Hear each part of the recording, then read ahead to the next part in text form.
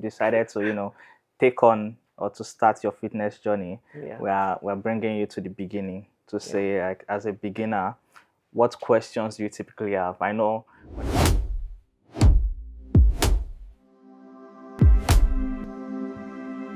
Hello, everyone. Welcome back to FirstRep by Dotun and Rolly. I hope you've had a great holiday period. I hope you had good time, Christmas, and I'm wishing you a happy new year. Yeah, happy new year, guys, and welcome to another episode. We hope you watched the last episode, and we hope you put some of the points into practice, hopefully. But if you did not, you're here now. Happy new year again, and we are sure you have like your new year resolutions. You have made like plans for the new year, big plans, everything you intend to achieve pretty much, and that's good. But starting off on a little bit of a serious note, I would say if you have those plans and they do not include anything about fitness or your health or your lifestyle, anything that has to do with taking care of your body more, you have to ask yourself, why not? Because, for example, if you are going on a very long journey and you're taking your car, the first thing you would do would be to fix your car, service it, buy some fuel in it, just make it ready for the journey ahead, because you know that if your car is not in good shape, in between it will take you longer because it keeps breaking down and you keep having to fix it. So same thing with your body. Every other resolution you have would need your body to be in good shape to get you there. So why are you making plans that do not involve the body that you would need to take you? So basically, like your body is the vehicle that will allow you to achieve all the resolutions that you've made for the new year. Pretty much. And if you don't prioritize your body and your health, then almost all your resolutions that you've made will probably fall off or will fail. So every plan you have stops when your health dips.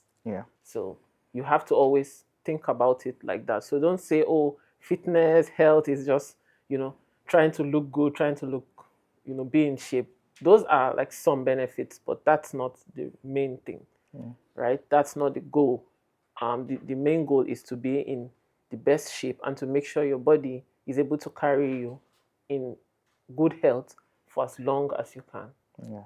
And I think that brings us to why we're bringing you this particularly great episode.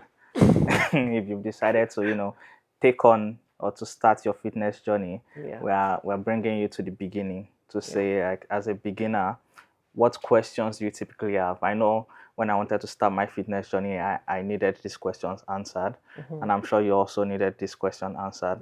So in this episode, we'll be answering 5 questions that beginners typically need to be answered when they're starting their fitness journey. And pretty much all the questions we needed answered. We did basically a compilation of, squeeze them into 5, like things you would need to know. But before we even get into the questions, there are some categories that we would like to list out. That category of beginners, pretty much, but you might not be beginner, but if you find yourself in any of these categories, just know that you need to know the information that we're about to give you. So first of all, if you find that you're overweight and you do not strength train, so you're not weightlifting, but you are out of shape or you're overweight, that's one category. If you find that you're underweight, but you also do not strength train, so no weightlifting, but you're not weighing as much as you should weigh, that's important category. Now there's a subset of people that are overweight, not by choice, but they strength train, and they kind of wonder, like, okay, why am I strength training? Why am I doing these very difficult exercises? Not just strength training alone, maybe when you do other exercises and you're still overweight. Right? So you fall into a category of beginners. So you're not starting from the scratch, but you are still missing something. So this category of people would need these questions answered. So and before we also progress, I want you to know, like, this is not we didn't just pull this out of nowhere. This is Yeah. something that we've both implemented in our lives, and I think maybe Rolly might give us like a collage of. Yeah, pretty much. Yeah. So it's not like we're just giving you textbook things. These are things that I have incorporated. So um we hope like you should see a queue It of might make it, it myself. might not make it. We'll see. You should see a queue of myself the beginning of 2025, so January 2025, and then another picture or video of Somewhere myself here or somewhere here. Well, we'll try to bring something in. at the end of 2025, so December 2025, and you can see a difference between the two. So these questions would basically answer everything you're thinking. Oh, how did you get here? What did you do? It will all be found in this episode. Yeah. So well, my question when I wanted to start was First really, question. yeah, the first question is where do I start? Which is where you would want. So is the question you would also ask, like, okay, I've decided what is the first thing I should do. And basically I want you to look at this like a journey. Like Yeah. when you want to start your fitness journey, Journey. look at it like that. Like it's not, there's no start and stop. It's a continuous, it's your lifestyle. Yeah. So we're going to give you like a roadmap of the things you should do, the exercises you should do, how you track your progress, and then most importantly your diet. Yeah. And that leads us to our very next question of what should I eat? What should I eat? So in the roadmap, I would say the first step you're thinking is what should I eat? It's always primarily about your diet. You want to start from your diet, you want to start from your nutrition. And I want to group it into 3 levels for beginners. So your first level as a beginner for your diet is if you're overweight, start by reducing your portion. Divide the foods you will eat, breakfast, lunch, dinner, whatever, at every meal or at every point you're eating. Divide your plate into 3. Return 1/3 back and eat only 2/3 of your plate. So that's level 1. You are trying to just reduce your portion. You're not even, it doesn't matter what you're eating, make sure you're eating less of that. Now, this should go on for like 2 weeks to 1 month. And then level 2, you should be working towards swapping foods out. So if you weren't eating great, if you were eating, let's say, junk food, you were taking soda, you were taking all of these things, you should start to swap them out for better options. At each sitting, you should be targeting getting 30 grams of protein per meal. So if you're eating 3 times a day, you're thinking 30 grams each or more. Yeah. So on a very bad day, you should have at least 100 grams of protein per day. And you should make sure you are tracking it. So if you do not track how much protein you're taking, you wouldn't know if you have reached like the recommended limit or the recommended amount. So track your protein, swap out foods, cut off oils, reduce the oils as much as possible, cut off soda, cut off as much junk food as possible. Try your best to meal prep, like plan your meals ahead. Try your best to basically have a like carbs, protein, balanced diet, carbs, protein, fruits, and oils. vegetables. Like try to make your meals also yourself, as many meals as you can make.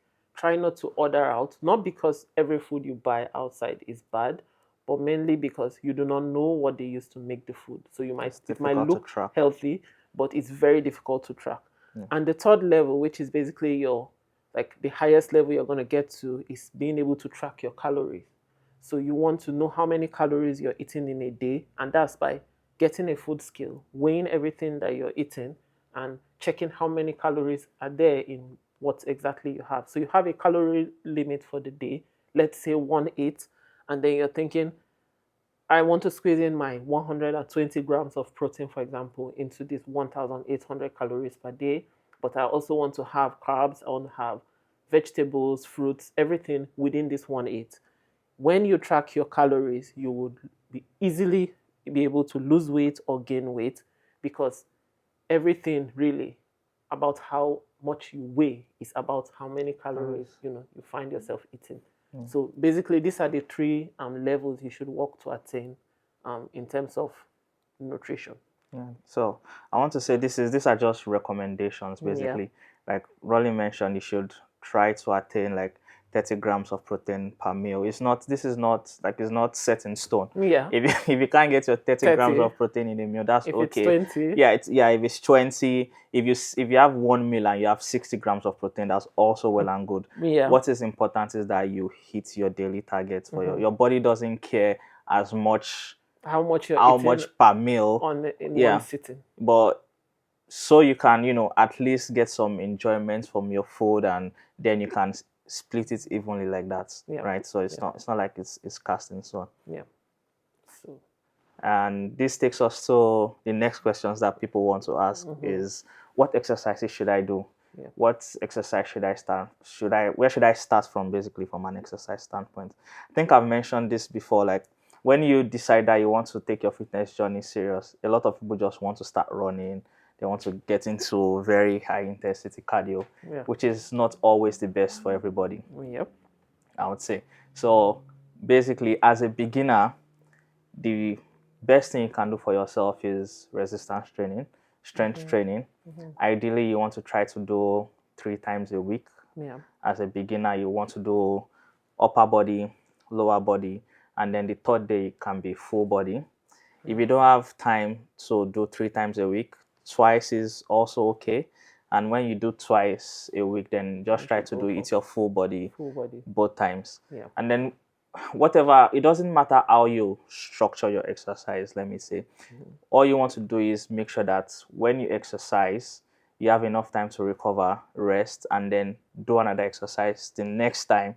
So basically, let's say you're training your chest and your triceps and your arms. Yeah. You want to if you train your chest and your biceps today, if you go to the gym and you want to train your back tomorrow, you're going to struggle because your muscles are still sore. yeah, they haven't recovered. So what is important in your training is that you have to structure your training in a way that you have enough time for the muscles to recover, and then you can still perform optimally the next day. Yeah. So even if you're doing 2 days in a week, you space out those 2 days. So don't say, oh, I'll do Monday and Tuesday of full body back to back. Or if you do Monday upper body, then you want to do Tuesday lower body. So you give your body time to recover, because the muscle growth, or the muscle, like your muscle progress grows not while not you're when in the gym. you're exercising. It grows when you rest. Yeah. So you want to really prioritize your rest, in conjunction with your exercise.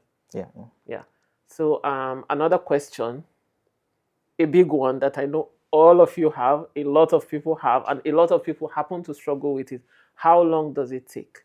How long will it take before I get in shape? As I mentioned, and as you guys would have seen by now, you can see how long it took me to even get from one look to the other. Like, it was a 1-year journey to look this way. So I want to say your weight loss will take as long as it needs to take. Yeah, it's a lifestyle. You do not need to rush it. There's no reason to rush, really. Like, if you take a look at pictures of yourself, going back 5 years, 10 years, you would find that you gradually gain that weight over time. So if you gained weight over 5 years or over 10 years span, it's unfair to think that your body will lose that weight in 6 weeks, 6 weeks tummy blast, 6 week snatching your waist. Those don't work, by the way. Like 6 weeks tummy blast. I don't even know what that is. But whatever it is, it's not a good idea. It's not a good plan. Not because it even really doesn't work. But what I'll say is, you can get a good amount of change in a short period of time. But at what cost, right? First, it will be very difficult to maintain any quick weight loss you attain. Like, most of the people I've seen that have rushed in terms of weight loss, like they rush back out, right? They cannot maintain it. They struggle. After 6 months, they are going back, and most times people even add more weight than they lost. So I would say, take your time. If it took you 5 years to gain weight, it can take you half of that to lose the weight. So a reasonable and a realistic timeline. And remember, you have two goals here. You want to lose weight. You also want to build muscle. Yeah. And those are different Parts. parts. So you're thinking 1 year if you are not like super overweight, and if you put on a whole lot of weight, it might take you even as much as 2 years to lose the fat first. Then you go into a muscle building journey, which will take you another 1 to 2 years. So you might end up spending 3 to 4 years to achieve like Your dream body. your dream physique, right? And then within those 3 to 4 years, you would have learned so much that will make it so much easier for you to maintain that body pretty much for life. You find that you are looking the exact same way. If you see people that got into shape the right way, you find that 10 years from then, they still look pretty much the same or even better because they followed the long and painful road in quotes, but then it's pretty sustainable because why are you rushing? Where are you rushing to? You don't have to. Everybody already knows how you look now. You don't need to stun them by tomorrow. Like there's this quote that I heard that says about fitness, like that getting into fitness, people think it's very difficult, or that what you need to do to look good is a lot. But in reality, what you need to do to look good is easy. Like if people knew how easy it was to get in shape, more people would be into fitness. Like I agree. The bar for entry is so low. Pretty But much. the problem is that a lot of people they confuse easy and fast. So getting in shape is easy, but it's not fast. It takes time. Your body will do what it does, but once your body starts to do what it does, you'll be good for a very, very long time. Another question beginners typically ask, or beginners should ask if you don't ask, is tracking your progress. It's very important to track your progress. It gives you motivation to keep going. Yeah, when you see progress that is trackable, it motivates you to keep going. And so how should you track your progress? A lot of people can fall into the trap of just using weighing scales. You just stand on it. I'm not saying they are not good. They are one form or one way to track your progress, but that's not the ultimate or the best way to track your progress. To track your progress, you should take pictures, lots of videos, and then you can track your progress using that. You compare, you said you give yourself a set timeline and then you check every now and then to see your progress.